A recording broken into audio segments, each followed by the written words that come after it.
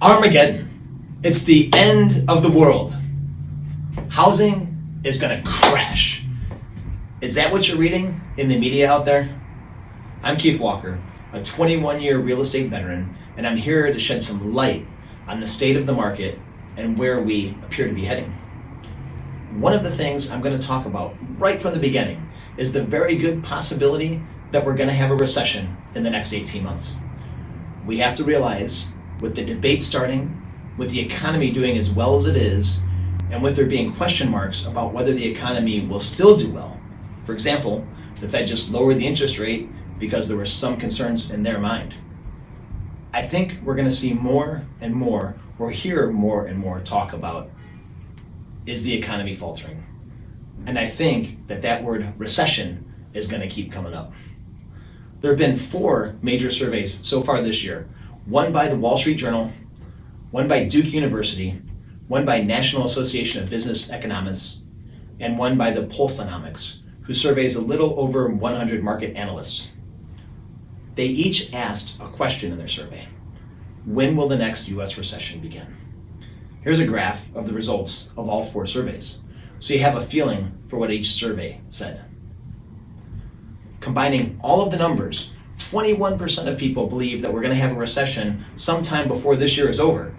Another 46% believe that we're going to have a recession sometime next year. And then it goes on to 2021 and after 2021. 2 out of 3 of all the people surveyed in all 4 of those surveys said that we're going to come across a recession between now and the end of next year. And let's not forget what next year is. It's a presidential election year, probably the most contested presidential election in our nation's history.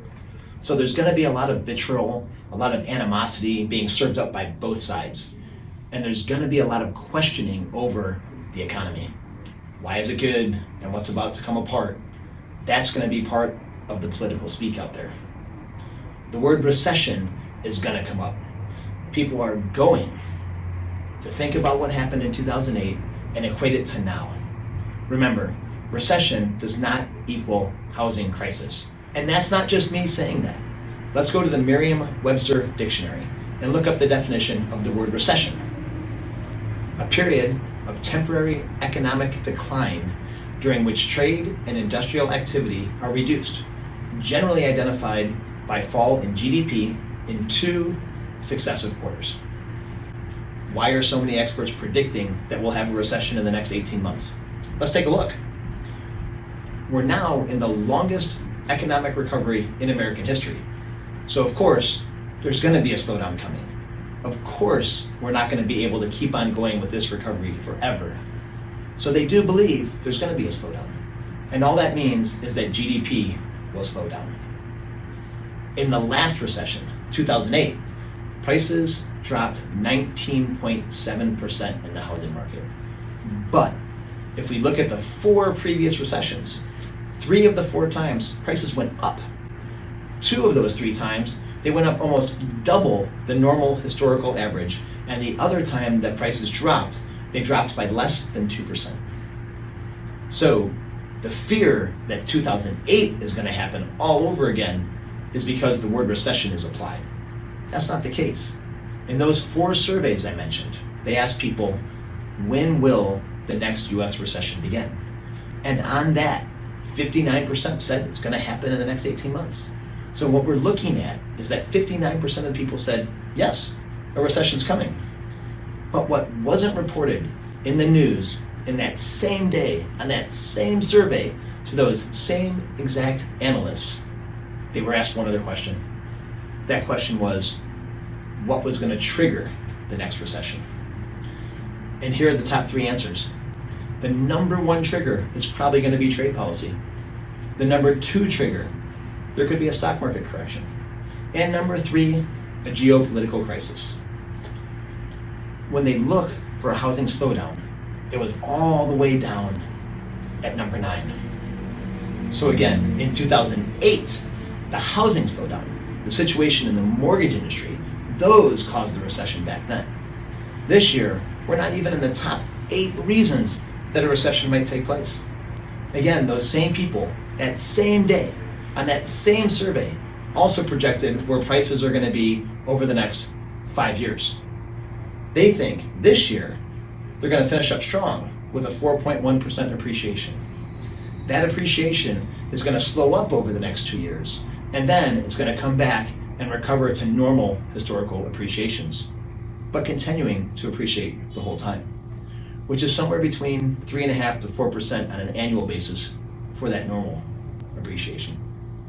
The most important thing is the same people that projected the recession was coming also said prices are not going to depreciate. Appreciation is going to decelerate, but prices are still going to go up. So the crash that we saw in 2008, the people actually predicting the recession are saying we're not going to see that again. Morgan Housel, who's a well-renowned financial analyst, he said, quote, "An interesting thing is the widespread assumption that the next recession will be as bad as 2008. Natural to think that way, but statistically highly unlikely. It could be over before you realized it even began." End quote. We can't let the fear that a political campaign and the rhetoric that surrounds a political campaign frighten people into believing that 2008's coming all over again, especially in the housing industry. Because already it might have had an impact. If we look at the homeownership rate in the second quarter of 2018 and the third quarter of 2018, the numbers went up. Then last year, at the end of last year, when interest rates went up and people started worrying about it, that percentage of home ownership dropped slightly. The other thing that I want to discuss is affordability, because there was a recent survey done by CoreLogic that showed that affordability in people's minds was the leading obstacle to home ownership. This is one I find really interesting. It's no longer down payment. It's no longer all those other things. The number one obstacle to home ownership by the survey was affordability. And that number jumped dramatically from 2018 to 2019. It went from a little over 30% all the way up to 40%. And it's, again, the number one obstacle in people's minds. Now, I get that people are talking about affordability. I get that people are saying, well, affordability is not where it was 10 years ago. But we have to remember, 10 years ago, interest rates, right after the housing bust, dropped to all-time lows, and prices dropped dramatically. So very obviously, affordability then was better than it is now. If we take a look at affordability going all the way back to when the National Association of Realtors first started recording it, we can see that if we go all the way back to 1990, and we look at today's affordability, we can see again that today's affordability index is nowhere near where it was the years when distressed properties dominated the market, the red bars that you'll see on this graph. But if we go before that, if we go to 2008 to 2007, all the way back to 1990, it's more affordable today to buy a home than it was in the 90s and all through the 2000s, right up until the crash. So yes, it's not as affordable as when the houses were the cheapest, possibly the cheapest in American history, but it is more affordable than the normal markets that preceded the boom and the crash. Adjusted for inflation, today's typical mortgage payment is less than it was then. And what's projected to be this time next year or March of next year is still lower than what it was in January of 2000. Part of the reason for that is that wages are going up, and interest rates, though not where they were in 2012, are still lower. People tend to say, well, if prices are going up, then it's got to be less affordable. Well, no. As Mark Fleming, First American's chief economist, explained, quote, "When demand increases for a scarce, limited, or low supply good, prices will rise faster. The difference between houses and other goods is that we buy them with a mortgage. We buy homes with a mortgage. So it's not the actual price that matters, but the price relative to the purchasing power." End quote. Meaning, when we put in wages, when we put in the mortgage rate, and we put in the price, what percentage of the amount of money you make goes to your mortgage payment? That number has dropped dramatically and is much lower than the historic norm. And the reason for that is that 30-year fixed rate mortgage has dropped almost a full point in the last 8 months, from 4.75% to 3.75%. You heard that, a full rate in the last 8 months. And going back to Mark Fleming, the chief economist at First American, here's an interesting quote. Quote, if the 30-year fixed rate mortgage declines just a fraction more, and some people are projecting that to happen, consumer house buying power could reach its highest level in almost 20 years, end quote. So not only is affordability not a challenge, it might be the best it's been in 20 years if the interest rates just drop a little bit more. That is huge.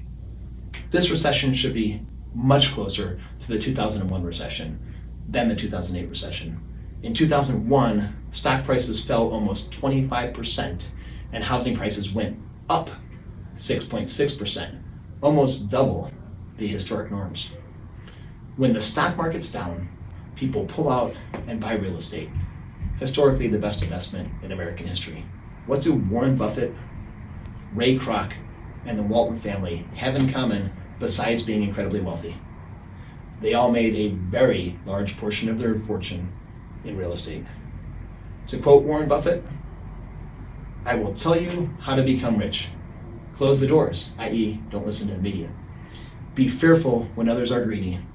Be greedy when others are fearful. And people are going to question real estate, especially over the rest of this year and next year. And I'm filming this video because I have a moral obligation to tell you the truth.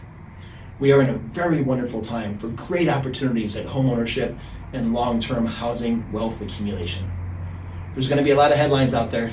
There's going to be a lot of things that people are trying to promote that's going to be contradicting what's really happening in the housing market. From a recent San Jose Mercury News front page article, we're all familiar with that local paper. Headline, Bay Area home sales tumble to recession levels. They state in that article, Bay Area homes swoon. Sales were the lowest since 2008 when the real estate market collapsed and U.S. economy dove into a deep recession. That's the headline. That's the first tag-in line. Buried further down in the article, you're going to find a couple wonderful little quotes. Median sales prices dropped 2.2% year over year. That doesn't really sound like Armageddon, does it? And we have shifted from a seller's market to a more neutral market. That doesn't really sound like a market crash. It actually sounds pretty healthy. So keep in mind that for clickbait and subscriptions, the newspapers pimp their headlines, and we all know what business pimps are in.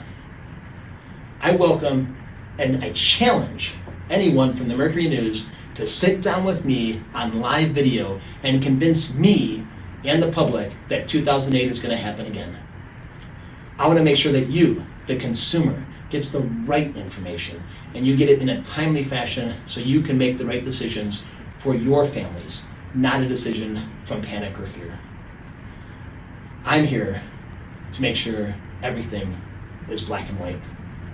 Again, I'm Keith Walker with Intero Real Estate. I welcome your comments and feedback.